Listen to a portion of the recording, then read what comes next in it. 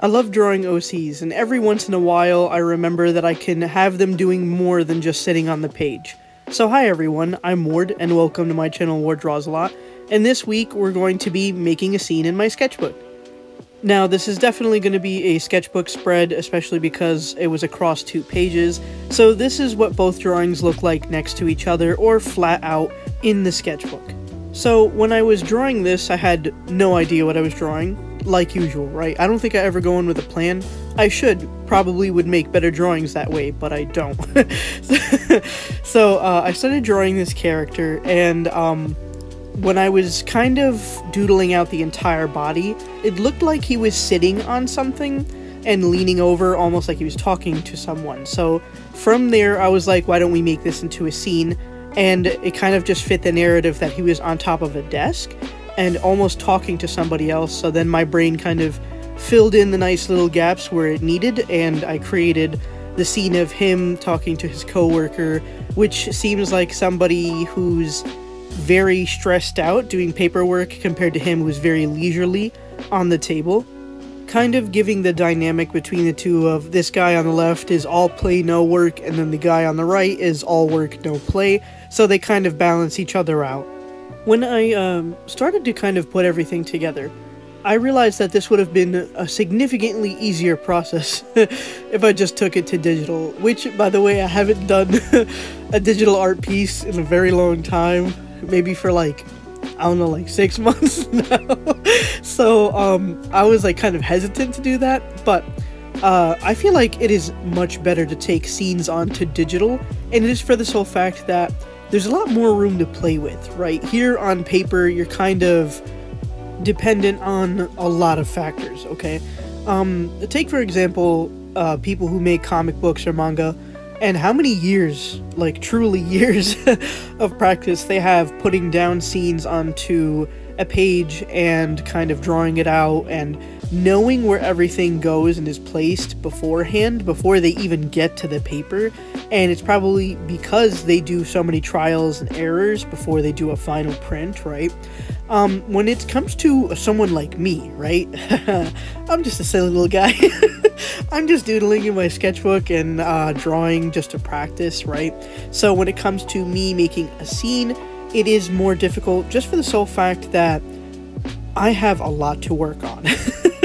My characters aren't too bad. The anatomy isn't too bad either.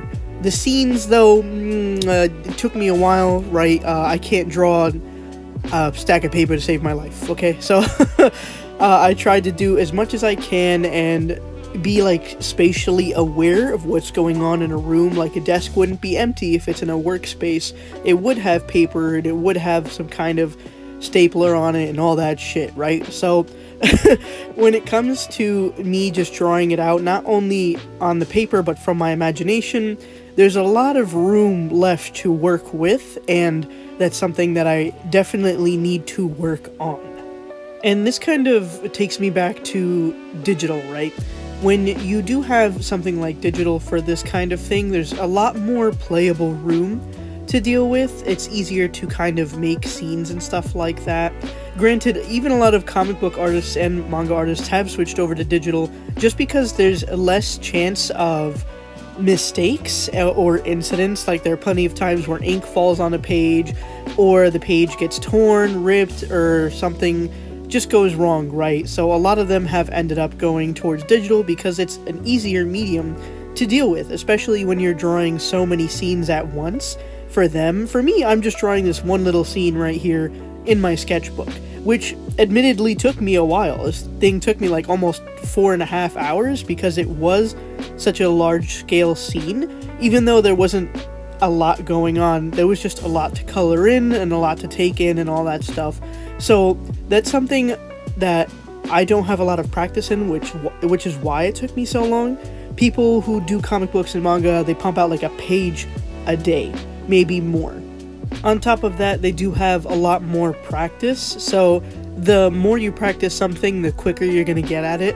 I haven't done a scene in a very, very long time, maybe upwards of 3+ years. I'm gonna say 3 years, just to be on the safe side. So, for me to just go back in and do it again was a little jarring, because at first I was drawing it and then it didn't kick in how much work this was going to truly be until I finished the sketch, and I was like, shit, I'm gonna have to color this whole thing now. And on average, usually a sketchbook spread takes me about 2 hours to do right. That's not counting sketching. I never count sketching when I talk about these things, by the way, because sketching really, I really do mean really, takes me a long time. It takes me a fucking minute to get anything down on paper, because not only do I have to actually come up with the idea, now I gotta sketch it out and see how anatomically correct it is, and how the characters look, and if things are alright in the scene, and if the perspective is right and off, and all that stuff, whatever, right? So a lot of the time, whenever I say how long a piece takes me, add like another 3 hours just for the sketching alone, because it takes me a minute. It really does. Which is, again, the benefit of, I guess, digital when it comes to this. You have a lot more freedom with sketching, with inking, with coloring, with a whole bunch of stuff. So next time if I want to do a scene, this is a note. I know I'm going to come back and watch this later. Ward, hey, listen to me, Ward, okay? You're going to have to do this digitally. Don't try this again, because you're going to be a very sad person. But either way, I had a lot of fun drawing this, especially because it felt like I was giving a purpose to the characters, right? A lot of the time I just like to draw the character on the page. I'm like, wow, you're cute, / pretty, / whatever, and then I'm like, okay, bye, and I close the book. And I'm like, that's it. So I want to try and bring some more characters to life, and the only way to truly do that is by making scenes of these characters, and that causes a kind of nice little note in my brain, like to remember them more often. I think when we give a character a personality, we definitely think of them more. I know that that's kind of like with OCs, and like how people have some OCs that are very personal to them. Like I have Nikki, and the other ones that I never talk about because they're not as important. They're not as important to me, so it doesn't matter. But like, because I've given Nikki a character personality, and I've given him scenes in my head, or I have drawn them, he's much more of a standout character to me.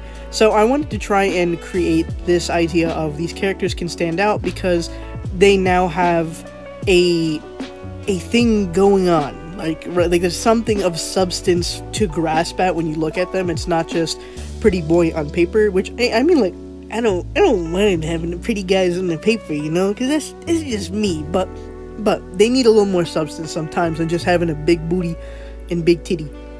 Now, if there's one thing that I could have changed about this piece, I feel like for some reason the coloring wasn't very great. When it came to some things, like the chair, I really liked because there's a lot of depth and there's a lot to like look at when it comes to that. When it comes to the characters, they're very, I guess, boringly dressed. Now, to be fair, right? I'm gonna play devil's advocate for myself here.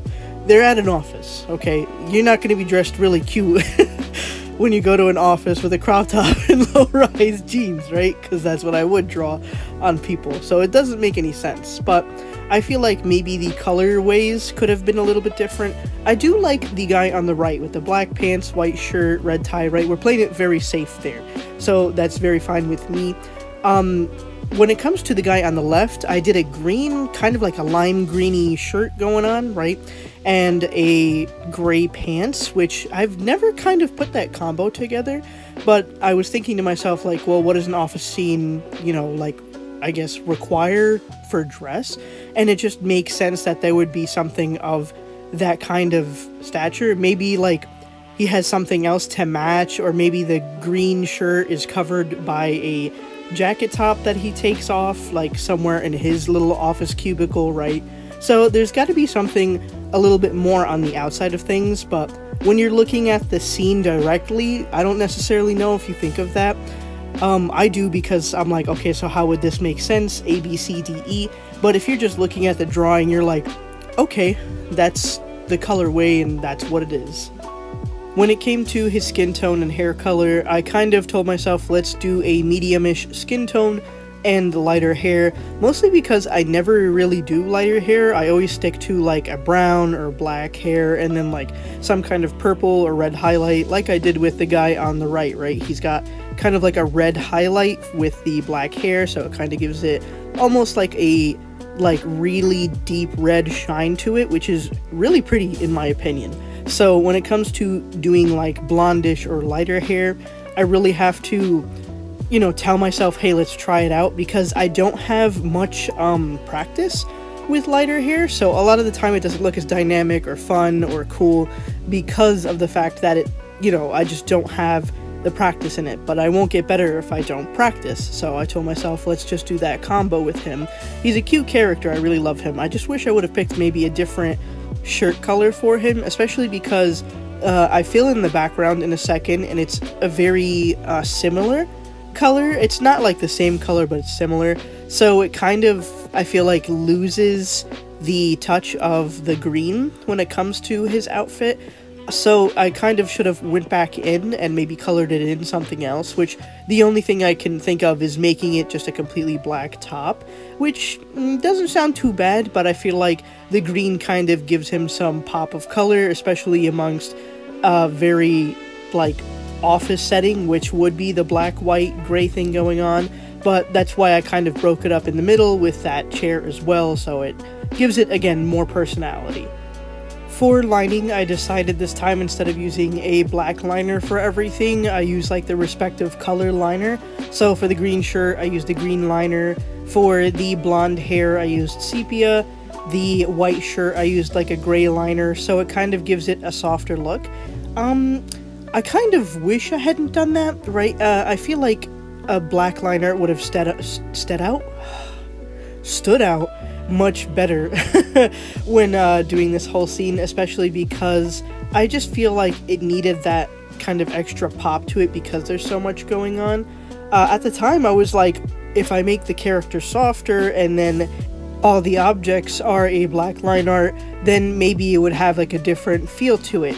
I wish I would have kind of done it the opposite way. The stuff or the inanimate objects would be the softer line art, and then the characters themselves black line art. I just feel like that would make more sense, because whatever is the darker line art and the bolder line art is usually what's in the forefront and kind of reads off differently than softer line art, and it would make sense that you want your characters in the forefront, not the items, which, granted, it doesn't necessarily look like the characters are in the background compared to the items, but that's just something that I know of that like is what grabs the attention of people usually.